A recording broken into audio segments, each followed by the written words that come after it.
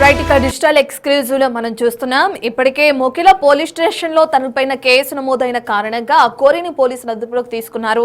ఇక తనతో ఉన్న వర్షిణిని ఇప్పటికే శంకర్పల్లి పోలీస్ స్టేషన్ లో పోలీసులు ఉంచినట్లు కూడా మనకు తెలుస్తుంది. ఇక అక్కడున్న వర్షిణి నానా హంగామా చేస్తున్నట్లు కూడా మనం చూస్తున్నాం. ఆ స్క్రీన్ పైన విజువల్స్ లో తనని అఘోరితోనే ఉంచాలని చెప్పి అఘోరితో పంపించేయాలని చెప్పి కూడా వర్షిణి డిమాండ్ చేస్తుంది. నేను ఇక్కడ స్టేషన్ లో కానీ తన తల్లిదండ్రులతో కానీ వెళ్లేందుకు సిద్ధంగా లేను అని చెప్పి కూడా వర్షిణి తెలుపుతుంది. ఆ లేడీ అఘోరితోనే పంపించేయాలని చెప్పి కూడా డిమాండ్ చేసి హంగామా క్రియేట్ చేస్తున్న విజువల్స్ కూడా మనం స్క్రీన్ పైన చూస్తున్నాం ఎక్స్క్లూజివ్ గా ఇప్పటికే. అయితే వర్షిణి తల్లిదండ్రులు కూడా అక్కడ చేరుకున్నారు. వాళ్ళ తల్లిదండ్రులు ఆరోపిస్తున్నారు ఇప్పటికే కావాలనే నా కూతురికి కొన్ని డ్రగ్స్ ని అలవాటు చేశారు ఆ కోరి అని చెప్పి కూడా వర్షిణి తల్లిదండ్రులు ఆరోపిస్తున్నారు. ఇక ఏదేమైనప్పటికీ ఇప్పటికే అక్కడున్న పోలీసులు రిహాబిలిటేషన్ కి పంపించేందుకు కూడా సన్నాహాలు చేస్తున్నట్లు కూడా మనకు తెలుస్తుంది. పోలీసులతో కూడా వర్షిణి కుటుంబ సభ్యులు వాగ్వాదానికి దిగినట్లు కూడా మనం చూస్తున్నాం. వర్షిణిని తమతోనే పంపించాలని అటు తల్లిదండ్రులు డిమాండ్ చేస్తున్నారు. లేని పక్షంలో తనని లేడీస్ జైల్లోనే వేసి బీటెక్ కూడా కంప్లీట్ చేయించాలి, ఆ బాధ్యత మొత్తం పోలీసులు మీరే తీసుకోవాలి అని చెప్పి కూడా పోలీసుల్ని ఆ వర్షిణి తల్లిదండ్రులు డిమాండ్ చేస్తున్నట్లు కూడా మనం చూస్తున్నాం. మనం స్క్రీన్ పైన చూస్తున్న విజువల్స్ ఎక్స్క్లూజివ్ గా బిగ్ టీవీ పైన మనం చూస్తున్నాం. అవి వర్షిణి ఇప్పుడు ఏదైతే ఆ తల్లిదండ్రులతో వెళ్ళడానికి నిరాకరిస్తుందో దానికి సంబంధించిన ఎక్స్క్లూజివ్ విజువల్స్ మనం చూస్తున్నాం స్క్రీన్ పైన. ఇక శంకర్పల్లి పోలీస్ స్టేషన్ లో ప్రస్తుతానికి వర్షిణి ఉన్నట్లు కూడా మనకు తెలుస్తుంది. అయితే వర్షిణి ఏమంటుంది, తన వర్షన్ ఏ విధంగా ఉంది, ఆ కోరితోనే వెళ్ళిపోతానని చెప్తున్న క్రమంలో మరి పోలీసులు ఎటువంటి నిర్ణయాలు తీసుకునే అవకాశం కనిపిస్తుంది? వర్షిణి కూడా వైద్య పరీక్షలు నిర్వహిస్తున్నారా? దీనికి సంబంధించిన పూర్తి డీటెయిల్స్ అందించడానికి మా ప్రతినిధి గౌతమి అందుబాటులో ఉన్నారు. గౌతమి, ఎలా ఉంది వర్షిణి సిచ్యువేషన్? పోలీసులకి సహకరిస్తున్నారా? వైద్య పరీక్షలు నిర్వహించుకోవడానికి ఆవిడ ఓకే చేస్తున్నారా లేదా? అసలు తన వర్షన్ ఏ విధంగా ఉంది? డీటెయిల్స్ ఏంటి? రైట్ రత్న, ప్రెసెంట్ మనం శంకర్పల్లి పిఎస్ దగ్గరే ఉన్నాము. అయితే పొద్దున్న నుంచి కూడా ఈ అరెస్ట్ అనేది ఏదైతే ఉందో చాలా సంచలనంగా మారింది. అయితే అందరూ కూడా క్వశ్చన్ చేస్తూ ఉన్నారు, అసలు వర్షిణి ఎక్కడుంది, ఏం చేస్తుంది, తన కుటుంబానికి ఏమైనా అప్పు చెప్పారా లేదా అని చాలా మంది వివరణ అడుగుతూ ఉన్నారు. అయితే ప్రెసెంట్ శంకర్పల్లి పిఎస్కి అయితే వర్షిణిని తీసుకొచ్చినట్టు కూడా తెలుస్తోంది. అయితే వర్షిణి ప్రెసెంట్ సిఐ గారి ఆధ్వర్యంలోనే ఉంది. అయితే తను ఇక్కడ నుంచి మంగళగిరి పోలీస్ స్టేషన్ దగ్గరికి, అంటే ఆల్రెడీ మంగళగిరిలో కేసులు కూడా నమోదైనాయి కాబట్టి అయితే మంగళగిరికి తీసుకువెళ్ళిన తర్వాత అక్కడ వాళ్ళ పేరెంట్స్కి అప్పు చెప్తారా లేకపోతే ఇక్కడే అప్పు చెప్తారా అనే దానిపైన కూడా ఇంకా క్లియరెన్స్ లేదు. అండ్ రీహాబిలిటేషన్ సెంటర్ అంటారా, అండ్ ఇప్పటి నుంచి కూడా అమ్మాయి కొంచెం మానసిక పరిస్థితి సరిగా లేకపోవడం కావచ్చు, లేకపోతే నేను శ్రీనివాస్ దగ్గరే వెళ్తాను లేకపోతే శ్రీనివాస్తో ఉంటానని మాట్లాడి మాట తీరు కావచ్చు, ప్రతిది కూడా నిజంగా అమ్మాయికి కొంచెం ట్రీట్మెంట్ అనేది అందజేయాలి. సో పోలీసుల ఆధ్వర్యంలోనే ఉంచి ఆ రీహాబిలిటేషన్ సెంటర్కి తీసుకెళ్లి కొంచెం క్లియర్ చేసి తీసుకురండి అని చెప్పి కూడా ఇక్కడ వాళ్ళ పేరెంట్స్ కూడా రిక్వెస్ట్ చేస్తున్న పరిస్థితి కనిపిస్తుంది. సో ఏదేమైనా సరే సో నిజంగా తనని అక్కడ మంగళగిరి తీసుకెళ్తారా లేకపోతే ఇక్కడి నుంచే వీళ్ళతో పాటు పంపిస్తారా అన్న విషయాలు కూడా ఇంకా తెలియాల్సి ఉంది. అయితే ప్రెసెంట్ మనతో పాటు విష్ణు కూడా ఉన్నారు. మరి విష్ణు, పోలీసుల్ని ఏం డిమాండ్ చేశారు ఏంటి అనేది కూడా ఒకసారి అడుగుదాము. విష్ణు గారు, మీరు పొద్దు నుంచి కూడా వర్షిణితోనే ఉన్నారు కాబట్టి పోలీసులతో మీరేం మాట్లాడారు, పోలీసులు ఏం వివరణ ఇచ్చారు? పొద్దున్న 7 గంటలకు వచ్చామండి మేము. 7 గంటలకు ఫస్ట్ మొకిలా పోలీస్ స్టేషన్కి వెళ్ళాం.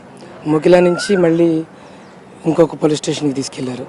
మళ్ళీ అక్కడి నుంచి మేము మళ్ళీ క్యాబ్ బుక్ చేసుకొని మళ్ళీ ఈ పోలీస్ స్టేషన్కి వచ్చాం. ఈ పోలీస్ స్టేషన్కి వచ్చిన దగ్గర నుంచి మాకు ఎటువంటి రిప్లై ఇవ్వలేదు. లోపలికి వెళ్ళినా కూడా బయటకు వచ్చి అన్నారు, ఇక మమ్మల్ని ఏం పట్టించుకోవట్లేదు. ఇందాక నేను గట్టిగా లోపలికి వెళ్ళి అడిగితే ఆ అమ్మాయికి ఇష్టం లేదు మీతో రావడం, ఆ అమ్మాయిని మేము ఇలా రీహాబిలేషన్ సెంటర్కి అలా పంపిస్తామని మాట్లాడారు. నేను ఆల్రెడీ మరి మంగళగిరి పిఎస్లో కేసు ఉందండి, మేము అక్కడ మాకు దగ్గరలో ఉన్న గుంటూరు జిల్లాలో వేయించుకుంటాము, ఇది రంగారెడ్డి జిల్లా కాబట్టి తెలంగాణ కిందకి వస్తుంది కాబట్టి మాకు కొద్దిగా ఇబ్బందిగా ఉంటుంది, మా పిల్ల మా సొంత ఊర్లలో అక్కడ దగ్గరలో మేము చేయించుకుంటాము, మా పోలీసులతో మేము మాట్లాడి చేయించుకుంటామండి అన్న. అంటే ఆయన చాలా రాష్గా చెప్పేశాడు, అది ఇన్ని కుదరలేండి, మీరు వెళ్ళిపోండి, మా పని మేము చేస్తామన్నారు. నేను ఆ తర్వాత అందరికీ చెప్పడం జరిగింది, వాళ్ళ అమ్మ నాన్న వాళ్ళ అన్నయ్య అందరినీ పిలిపించి విషయం చెప్పడం జరిగింది. ఇప్పుడు ఏదైనా అంటే ఇప్పటి వరకు మీతో ర్యాష్ గా బిహేవ్ చేశారని చెప్పారు కదా, మరి ఆ తర్వాత ఇప్పటి వరకు ఆ పిల్ల పైన ఎటువంటి కేసు నమోదు చేయలేదు, అంటే పోలీస్ స్టేషన్ లో పెట్టుకునే రైట్స్ లేవు 6 తర్వాత ఒక లేడీని, మరి ఇప్పుడు ఎక్కడికి పంపిస్తారు ఏంటి అన్న ఇన్ఫర్మేషన్ ఏమైనా ఉందా? లేదండి, ఇప్పుడే మాటలు జరుగుతున్నాయి లోపల, ఏంటనేది ఒక 10 నిమిషాల్లో తెలిసిద్దని అనుకుంటున్నాను. మీరు వర్షిణితో మాట్లాడారా? ఒక్కసారి మాట్లాడాను, తను కూడా చాలా ర్యాష్ గా బిహేవ్ చేస్తుంది. అంటే మిమ్మల్ని కొట్టే ప్రయత్నం తిట్టడమే చేస్తుంది, కొద్దిగా బూతులు కూడా వాడుతుంది గట్టిగానే.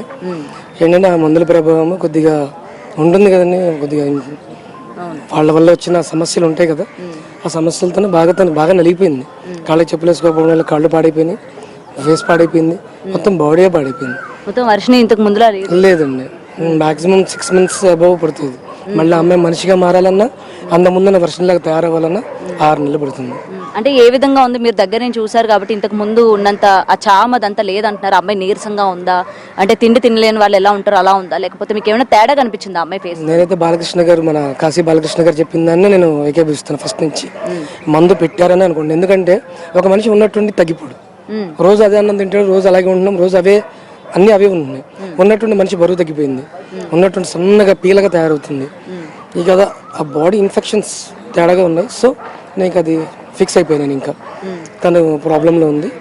సో ఇలాగా ఓకే. సో ఇప్పుడు మీకు 6 గంటల తర్వాత ఏమైనా మీకు కానీ అందజేస్తే మీరు మంగళగిరి తీసుకువెళ్ళి తన రిహాబిలిటేషన్ సెంటర్కి ఏమైనా జాయిన్ చేస్తారు? ఫస్ట్ అనేది ముందు పిఎస్కి తీసుకెళ్ళాలండి. పిఎస్కి తీసుకెళ్ళి అక్కడ ముందు సార్తో మాట్లాడించి అక్కడ రిహాబిలిటేషన్ సెంటర్ వాళ్ళు రాస్తే అది రాపించుకోవడం, లేదంటే కనుక మానసిక వైద్యశాలకి రాస్తే అక్కడికి తీసుకెళ్ళడం.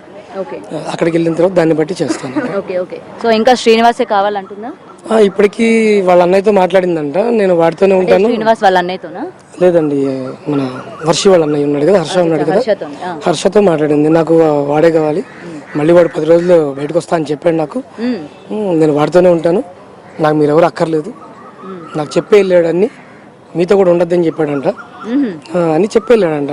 10 రోజుల్లో వస్తాడని శ్రీనివాసే కన్ఫర్మ్ చేసేసారు, కన్ఫర్మ్ చేసేసుకున్నాడు. 10 రోజుల్లో ఎందుకంటే మరి 10 రోజుల్లో అన్ని ఆయన కన్ఫర్మ్ చేశాడు కదండి మొదటి నుంచి కూడాను, పోలీసులతో కానీ. ఇప్పుడంటే అందరు కళ్ళు తెరిచారు కాబట్టి ఓకే, అంతకు ముందు ఇలా లేదు. ఇప్పుడు డిపార్ట్మెంట్ కూడా గట్టిగా మాట్లాడుతుంది, ఒకప్పుడు ఎవరు ఇలా లేరు. కనీసం కేసు కూడా తీసుకోలేదు ఎక్కడ. మేము అంతకుముందు షామీర్పేట వెళ్ళినప్పుడు అయితే ఎవరు పట్టించుకుని కూడా పట్టించుకోలేదు. ఇదే కేసు నిజంగా షామీర్పేటలో అదే 45 రోజుల క్రితం సార్ పట్టించుకుని ఉంటే అక్కడే అయిపోయేది.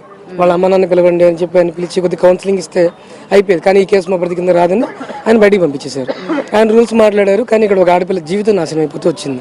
ఈ రోజు చూస్తే మీరు చూస్తున్నారు కదా, పెళ్లి పేరెంటాలని, వాళ్ళ శోభనాలని, పిల్లలని, ఏంటి చండాలమంతా. నిజంగా 2 రాష్ట్రాలు వీళ్ళకి చచ్చిపోతున్నారండి. సో ఇప్పుడు అమ్మాయి నేను రాను, పోలీస్ స్టేషన్ లోనే ఉంటాను అని అంటే ఏమంటారు? తను ఇంకా మీతో రాను, నేను పోలీస్ స్టేషన్ లో ఉండడానికైనా ఇష్టపడతాను అని అంటే ఏం చేస్తారు? అదే మాట్లాడుతున్నారు లోపల మాట్లాడుతున్నారు, దాన్ని బట్టి ఏదైనా చేస్తాను.